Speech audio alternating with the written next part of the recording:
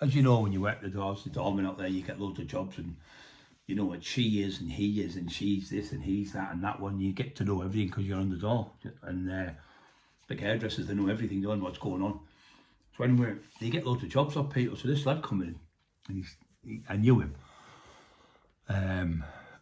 This is when I was in Darlington. I got this job with this lad. So I said, oh, he owes me 10 grand, this lad.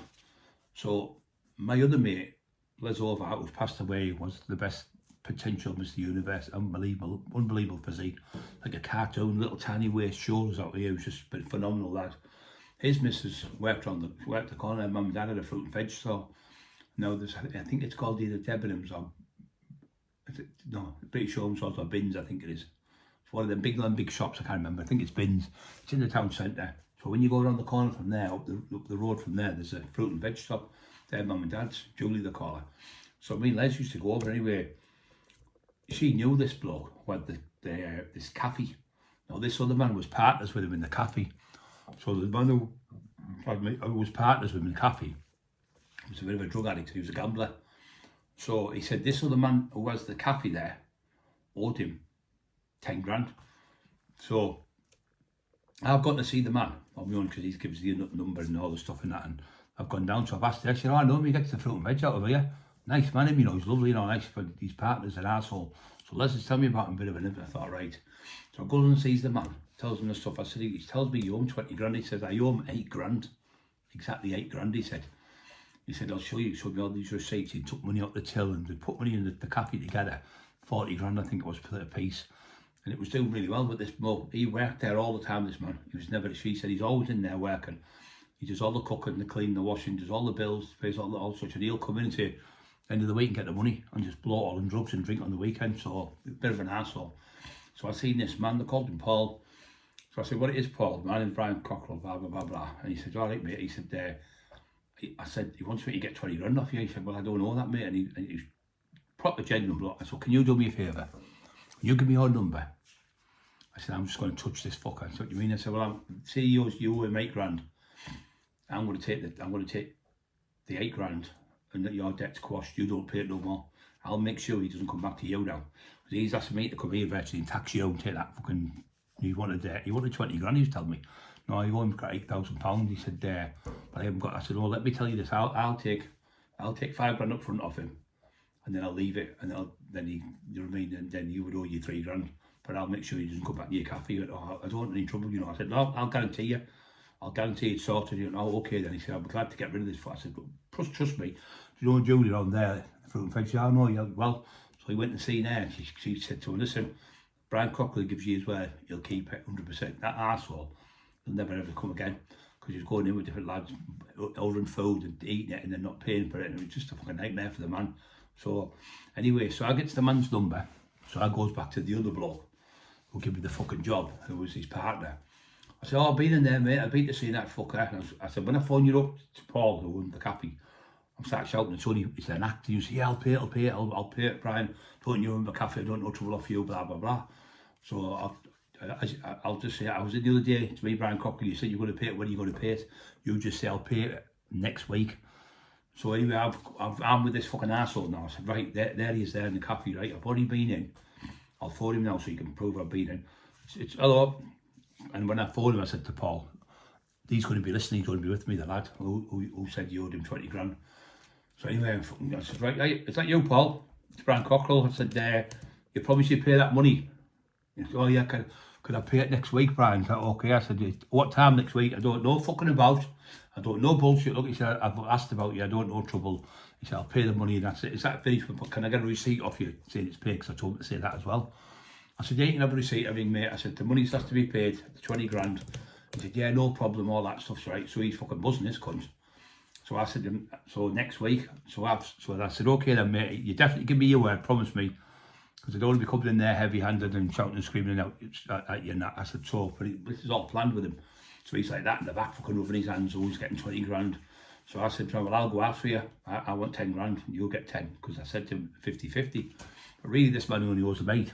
So I'm going to take 5 off him, this arsehole in the car with me, because he's bullying this man into something he hasn't done. But the man's going to be over the moon because he's got no fucking comebacks. I made sure of this. So I said, but I want 5 grand off you today. Well, I can't do it. He said, oh, well, I'll have to go and see such and such. I said, look, if you pay me today, I'll be in the job next week. If you don't, I've got to move on because I've got another 5 or 6 jobs to do. I'm only doing this job for you because, you know, I've seen you on the nightclubs and I've seen you in the area a few times. I'm doing it. I said, I need paying 5 grand up front and the other 5 grand when he pays me. But you'll have to come with me when he gives you the 20 grand to sign the receipt because I told him to do it. I said, oh yeah, I can do that. That's no problem. So he says, oh, can you give me an hour? So I just went round to Julie's and sat there, had a coffee with her and I've been talking to her. Told me I've got your money, so he gave me 5 grand cash. I wasn't, so I was like, brilliant. So next minute, anyway, I've gone. So anyway, he phoned me up, he says, oh, when are we going to get that money? So we're not getting no fucking money. It was about a week later. You get no money. I found out all he owes you is 8 grand. You know what? I said, listen, don't fucking go there again. Stop trying to set me up with bullshit. Having me threatening people for 20,000 fucking pounds, all he owed you was 8 grand. So the 5 grand you've given me, I found out through the travellers have told me as well. They've fucking told me you're an arsehole. You owe them 1,000 fucking pound. That's why you want more money. And you owe another kid 500 pound in the area. I said, I'm not a fucking idiot. I've done my work. I said, don't ever go in that shop again. And as far as if you finish, he owes you fuck all.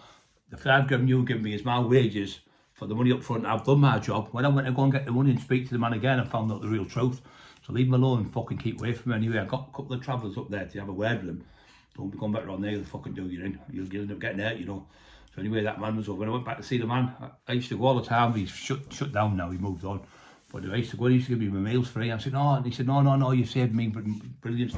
I've got rid of him and all that. And even the travellers were going in, because I was going with a couple of travellers. And they started coming in and being all right with him, so it was great, because he was over the bunk, because he was scared of the lads who were travellers, who were from that area, because he was knocking around with them, because he was selling drugs for them. And yeah, everyone was happy again, but they're trying to get me to get a 20 grand debt. It didn't even exist, the fucking low life cunt. So you end up getting fucking stung. So anyway, another sting in the day. Don't forget to push the like buttons because of the troll. We keep saying the stories are all made up. No, they're not made up, they're true. As you know, that most of these stories you can check on the McIntyre documentary. They've already been told on there. So he did his due diligence. McIntyre went around all these places and found out. You can't do a documentary if they made up stories. So he went around all of them. He went in the Gazette and got all the stories out of the Gazette and put them all together. He said, unbelievable how many times you've been arrested and all this stuff. And he'd gone around different people and asked them stories. So it all was checked out by a professional television crew. Then I did another documentary with the BBC, but it never come off. And then I did one for Channel 5 that came out called Dispatches, called Gun Nation, about Ronald Moat. And I did that as well, so they checked everything out as well. So these people don't just come and do a documentary on them. The £1 million, they're worth millions, these people. McIntyre's worth millions, his own television companies all over.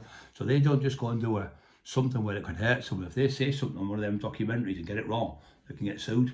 So everything has to be checked with due diligence, and then they do 3 months of filming and then 3 months of editing. So yeah, so the stories are true that I tell. Like Kevin Kilty's come on and told the story. Vulture come on and said, oh, Brian Denny's there. He said he's fought them all, he's beat them all. And Lee Bryson said it, Robbie Lancaster said it, Brian's beat them all with his fists. That's on the documentary in 2004. And then another one comes on, Terry Dickloss, oh, Brian's a gentleman, but he's the monster of Teesside. You can't mess about with this man. And all the other people come, Kev Kilty's come on, Chris Curry's come on, told the story when I saved him. The trolls that I left him for dead. I saved Chris's life, you'll see it in my, if you go in the archives, you'll see Chris Curry when I had a fight with the Iceman. So all the things he's saying are all bullshit, because he's jealous now, because he put them in the book when I did it with him, and they were all true then, but now they're all lies because it's not beneficial to him. So anyway, just to keep you going, people, I don't tell lies, you know that. I hope you all have a great night. It's getting cold now. Don't forget to push the like buttons. Love you all.